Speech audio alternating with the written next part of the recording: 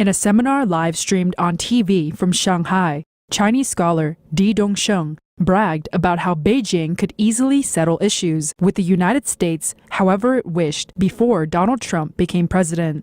He had a big smile on his face when he talked about Joe Biden entering the White House, implying that Beijing would retrieve its advantageous position since the Chinese regime helped Hunter Biden, second son of Joe Biden, obtain Chinese business deals.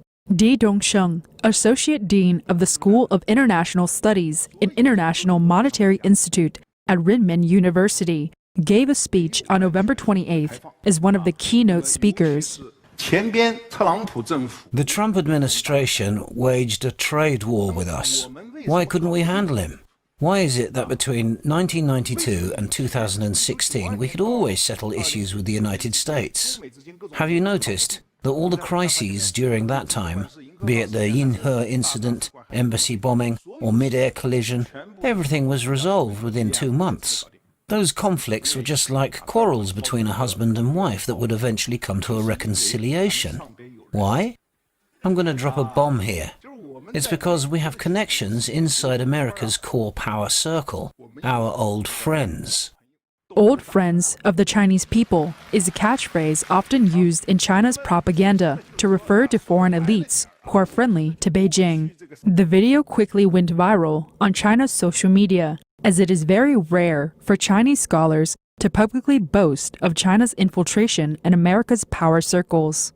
Soon after, a part of the original speech went missing from the video. It was a story about an elderly Jewish lady. Fortunately, some Chinese netizens recorded the original video and managed to share it online. In the original speech, Di revealed that before Chinese leader Xi Jinping's state visit to the United States in 2015, a CCP department in the United States planned to promote Xi's new book, The Governance of China, at an event at the Politics and Prose bookstore in Washington, D.C. Di was chosen to be the host as well as a speaker. However, because the time slot had been taken and the bookstore owner didn't like the CCP, Di failed to reserve the spot. However, an elderly Jewish lady came to his rescue and quickly resolved the issue. Di was introduced to this lady on the day of the event. He introduced me to an old lady with a big nose. I could easily tell she's a Jew. She gave me a business card and told me her name. She said, "Nice to meet you," in Mandarin with an authentic Beijing accent. When I praised her for speaking perfect Mandarin and her Beijing accent, she was proud of herself. She said, "Let me tell you, I not only speak Mandarin, but I also have Chinese citizenship. As you all know, you guys can't have foreign citizenship.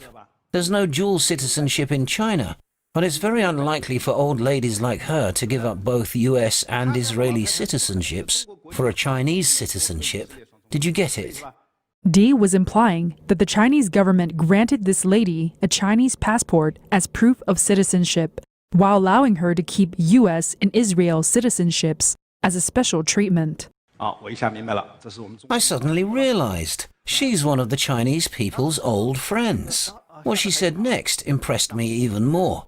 Not only do I have Chinese citizenship, I also have Beijing Hukao, China's household registration. I have a courtyard house in a prime location. Apparently, the Chinese government gifted her this courtyard house. Although this type of luxury home is rarely on the market, Chinese netizens figured out the price range for a courtyard house that went up for sale last year. The asking price was $19 million. So who is this old lady? Why had she been living in China for 30 years? How come she can speak Mandarin fluently? Just as I mentioned minutes ago, she's the president of Asian operations at a top Wall Street financial institution.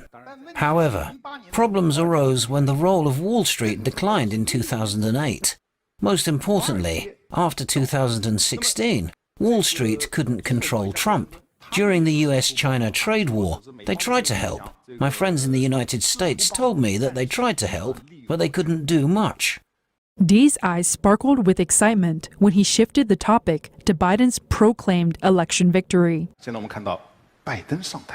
But now Biden has won the election. The traditional elite, the political elite, and the establishment all have close relationships with Wall Street. You probably read it in the news. Trump said Biden's son has investment companies all over the world. Then who helped him build his investment companies? Did you get it? There are certainly dealings involved. Everyone knows what he was implying. Who gave money to Hunter Biden? I think it goes without saying that it was given by the CCP. He let the cat out of the bag by completely revealing the CCP's money diplomacy in the West, which has been an unobstructed success over the years.